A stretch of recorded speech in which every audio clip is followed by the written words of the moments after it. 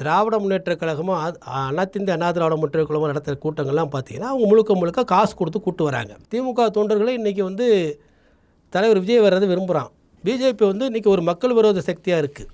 அதுக்கு வேலை இல்லை. சீமானை வந்து ஏற்கனவே நாங்கள் வந்த பிறகு ஒரு சுனாமி அடித்த பிறகு சீமான் வந்து இப்போ மரங்களை கட்டி பிடிச்சிட்டு பேசிகிட்டு இருக்கிறார். வெறும் வந்து சினிமா கவர்ச்சி என்கிற அடிப்படையில் மட்டும் தலைவர் விஜயை மக்கள் பார்க்கல.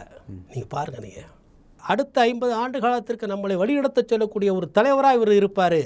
அந்த அடிப்படையில் வந்திருக்காங்க. வெறும் சினிமா கிரேஸ் மட்டும் அவர்கிட்ட கிடையாது. இந்த கூட்டத்தை மதுரை மாநாடு, விக்கிரவாண்டி மாநாடு, இந்த திருச்சி இந்த மக்கள் சந்திப்பு இவரை பார்த்து பயந்து கிடக்கிறாங்க சார் இன்றைக்கி.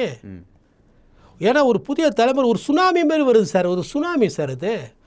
இந்த இன்றைய முதலமைச்சர் இருக்கக்கூடிய மு.க. ஸ்டாலின் அவர்கள் திரையுலகத்தை சார்ந்தவர் தான். அவர் அந்த அடிப்படை அன்பாகத்தான் சொன்னாரே தவிர அதில் எந்த விதமான உள் உணர்வோ காழ்ப்புணர்ச்சியோ இருப்பதாக நான் கருதவே இல்லை. அங்கிள் என்று சொன்னது வந்து நீங்கள் அசிங்கமாக, நீங்கள் கேவலமாக நீங்கள் நினைத்து கொண்டால் யார் என்று பொறுப்பு? ஏன் நேருவை வந்து எல்லாருமே மாமான்னு தானே சொல்கிறோம், நேரு மாமான்னு சொல்கிறோம், காந்தியை தாத்தான்னு சொல்கிறோம்.